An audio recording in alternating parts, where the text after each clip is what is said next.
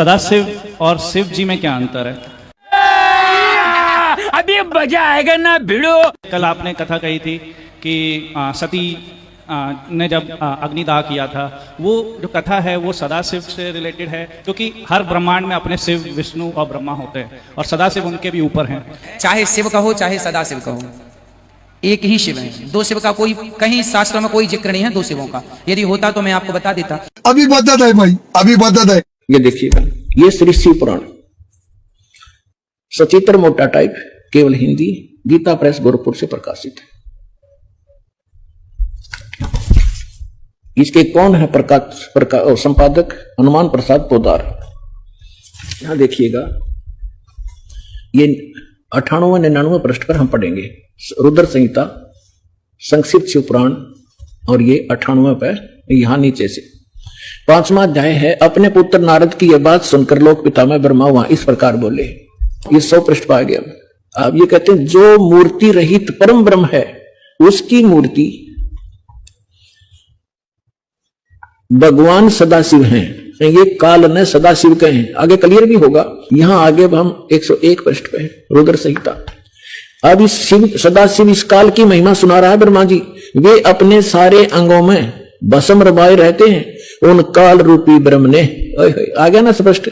ये काल रूपी ब्रह्म कहो, सदाशिव कहो, ब्रह्मा विष्णु महेश का पिता कहो, दुर्गा का पति कहो। इसमें है एक विद्वेश्वर संहिता, थोड़ी सी झलक दूंगा, बस ज्यादा समय नहीं लूंगा।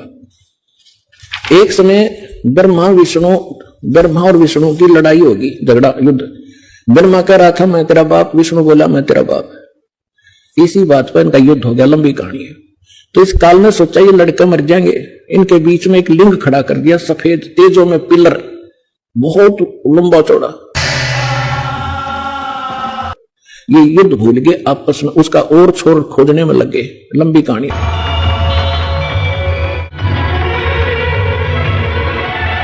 फिर यूं आ गया अपने पुत्र सदाशिव का रूप धारण करके। इसने प्रतिज्ञा कर रखी है मैं अपने यथार्थ रूप में कभी किसी के सामने नहीं आऊंगा। कि उग्र रूप वाले आप कौन हैं? हे पांडव पुत्र, मेरी ओर देखो, मैं समस्त लोगों का नाश करने वाला महाकाल हूं। ये जो सीमा रहित विराट रूप तुम देख रहे हो, आज से पहले मैंने किसी को नहीं दिखाया।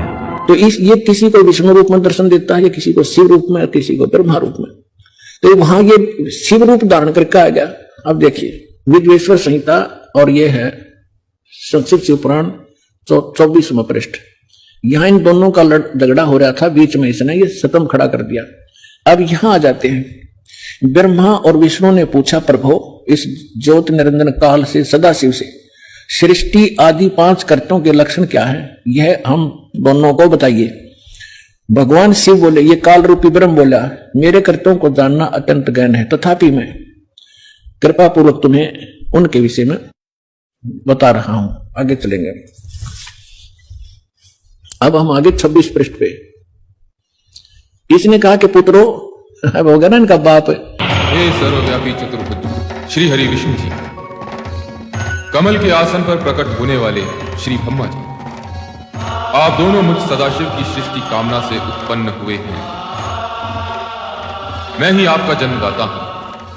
ब्रह्मा विष्णु महेश का पिता है ये। पुत्रो, तुम दोनों ने, ब्रह्मा और विष्णु ने तपस्या करके प्रसन्न हुए मुझ परमेश्वर से सृष्टि और सतिथि नामक 2 कृत प्राप्त किए। ये दोनों तुम्हें बहुत प्रिय। इसी प्रकार मेरी विभूति स्वरूप मेरे जैसी शकल के रुद्र और महेश्वर ने, जो ने है, 2 अन्य उत्तम कृत संहार और तिरोभाव मुझसे प्राप्त किए हैं। ये 5वां कौन है? ये 4 तो ब्रह्मा विष्णु महेश और रुद्र हो गए। इस महेश का, इसी का एक शकल है रुद्र, और वो 11 रुद्रों का कंट्रोलर है वो रुद्र, वो अलग है। 11 रुद्र। और ये ब्रह्मा विष्णु महेश ये अलग है। तो ये 5वां जो बोल रहा है यू है काल दुर्गा का पति।